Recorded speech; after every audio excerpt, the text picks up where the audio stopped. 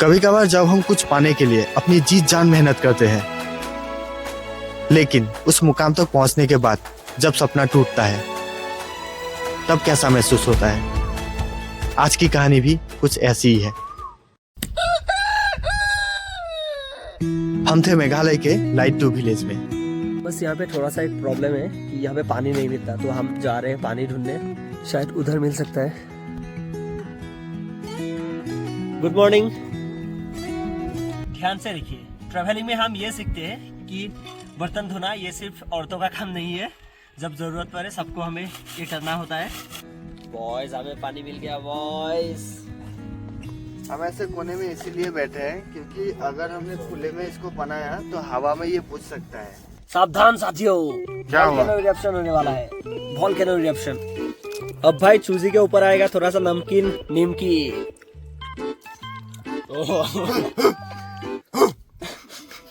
Camping spot को छोड़ने से पहले उसको क्लीन करना हमारी पहली प्रायोरिटी है।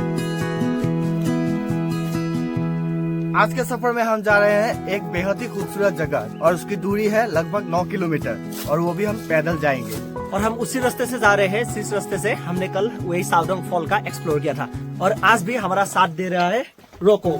मेघालय में आप सिर्फ डेस्टिनेशन की ओर बढ़ के रास्ते से दिखने वाले ब्यूटी को इग्नोर नहीं कर सकते। और इसी बीच एक गाड़ी हमारे लिए खुद मदद की पुकार बन के पहुंचा। हम काफी खुश हुए थे, लेकिन रोको गाड़ी में चढ़ने से बहुत डर रहा था और अंगद उसे छोड़ने को बिल्कुल भी राजी नहीं था, जिस वजह से हम दोनों के बीच बहस होने लगा था। हम लोग हिच हाइकिंग ले रहे थे, लेकिन इसकी वजह से हम नहीं ले पाए। अरे भाई, हम इसको छोड़ के नहीं जा सकते भाई। ये अपना घर भूल गया, पता नहीं कल से आ रहा है साथ में। रुका जा, गाड़ी में भी चढ़ नहीं रहा है। हम इतना तो कर ही सकते हैं। पता नहीं अंगद को जानवर के साथ ऐसा क्या लगाव जुड़ा हुआ है जो इसे औरों से अलग बनाती है। और हाँ, ये वक्त बहस का नहीं था, क्योंकि बादलों के बीच में से होते हुए हम और एक गांव को क्रॉस कर रहे थे, जिस गांव का नाम था लोमस्केन।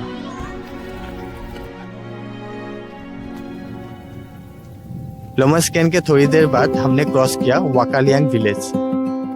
करीब 7 किलोमीटर चलने के बाद एक ऐसा व्यू पॉइंट आता है जहां ठहरने के बाद ही मेघालय नाम का असली मतलब समझ में आता है, क्योंकि वहां बादल सीधे हमारे चेहरे को छू के निकलती है। ये हमारे सफर में तीसरा गांव है जिसको हम क्रॉस करने वाले हैं। और ये आखिरी गांव का नाम था माउसा हाउ, जिसको क्रॉस करके हम एक्सप्लोर करने वाले थे डबल डेकर रोड ब्रिज और आगे काफी कुछ। रास्ता मालूम नहीं था, तो बच्चों की मदद से हमने रास्ते का पता लगाया। भाई फिर से ये चाकू क्यों? यहाँ चाकू की कोई जरूरत नहीं है भाई। डबल डेकर रोड ब्रिज तक पहुँचने के लिए हमें जंगलों के बीच में से ट्रैक करना पड़ता है, जहाँ हमारी मुलाकात हुई कुछ लोकल गाइड से। लेकिन हमने अकेले जाने का फैसला किया। यहाँ के सभी लोकल से हमें डिमांड कर रहे थे कि एक गाइड ले लो, गाइड की जरूरत पड़ेगा। हमें भी पता है गाइड इम्पोर्टेंट होता है, लेकिन we want to explore by ourselves. Side पे देखना है हमें कोई पैकेट पड़ा हुआ है कि नहीं, क्योंकि लोग गंदगी करके जाते हैं, ये गलत बात है। लेकिन उसके थ्रू रास्ता ढूंढने में आसान होता है। ये रास्ता खोजने का हमारा पुराना तरीका है। राहुल, किस चीज का साउंड है ये? आओ। हमारा ट्रैक शुरू हो चुका था। रुको, डर रहा है क्या? हालांकि यहाँ पे सीढ़ी की सुविधाएं हैं, इसी वजह से हम ऊंचाई को क्लियरली देख पा रहे थे।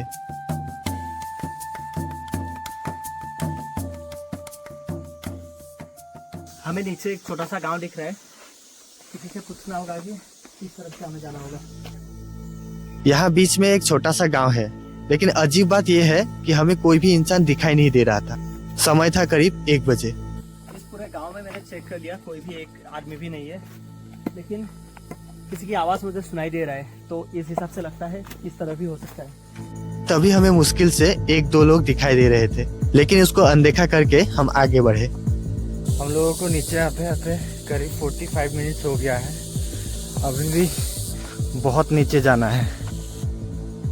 मुझे तो ये टेंशन है कि ऊपर कैसे जाएंगे। भाई कुछ दिख रहा है?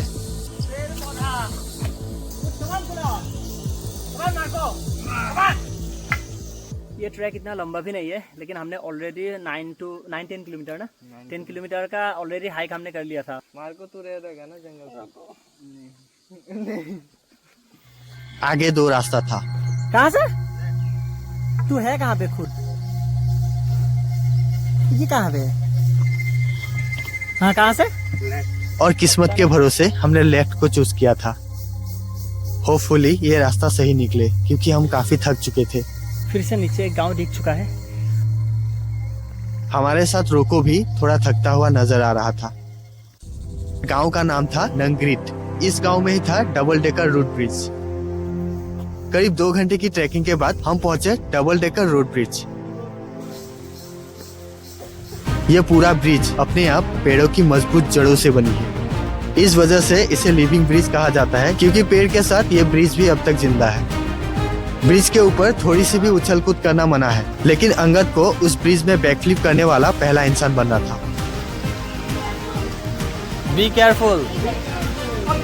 स्टाफ मेंबर के साथ बाकी टूरिस्ट भी डरे हुए थे, क्योंकि थोड़ा सा इधर उधर होना ही मौत का कारण बन सकता है। लेकिन इसको अपनी मनमानी करने से कौन रोक सकता है। और प्लीज यहाँ पे इसे कभी भी ट्राई मत करिए। ओके, तो यही था। ये बहुत ही सिंपल था रोड ब्रिज। लेकिन हम अभी जा रहे हैं लेगन, ब्लू लेगन शायद। हमें जल्द से जल्द उस जगह को एक्सप्लोर करना था। बारिश होने वाला है, बारिश हो रही है भाई। अब तो और भी मुश्किलें खड़ी हो गई है, क्योंकि रात होने से पहले वापस हमें ऊपर तक भी जाना था। बॉडी में एनर्जी काफी कम हो चुका था, लेकिन हमने उस बात को ज्यादा ध्यान नहीं दिया। इतनी मुश्किलों के बीच और एक प्रॉब्लम ये हुआ कि इस हैंगिंग ब्रिज को रोको के लिए पार करना इम्पॉसिबल था।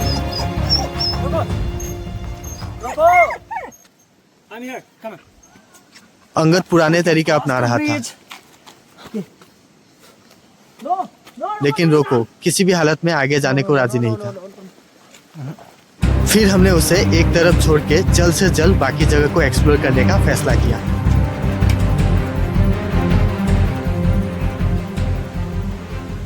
लेकिन अंगद का फिर से वो इमोशन उसके ऊपर भारी पड़ गया था। लोगों की भीड़ जमा हो गई थी। सब ये देखने के लिए एक्साइटेड थे कि रोको इस ब्रिज को पार कर पाता है या नहीं।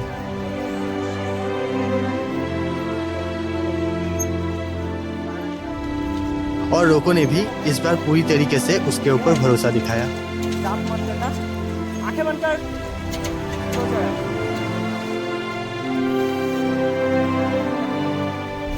लेकिन प्रॉब्लम यहाँ पे खत्म नहीं हुआ। So we start. क्योंकि हेवी रेनफॉल शुरू हो चुका था और ये रुकने की बजाय और तेजी से बढ़ने लगा था।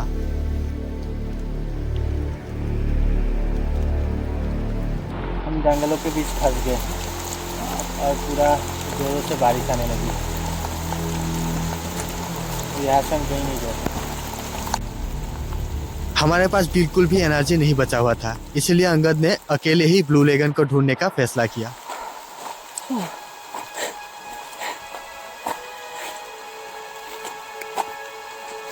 पता नहीं मैं ये क्यों कर रहा हूँ। वो कीड़ा घुस गया है अंदर, हार ना मानने का। जिसके लिए आया हूँ उसको पूरा करके रहूंगा, चाहे कुछ भी हो जाए। लुक एट दिस ब्यूटी यार।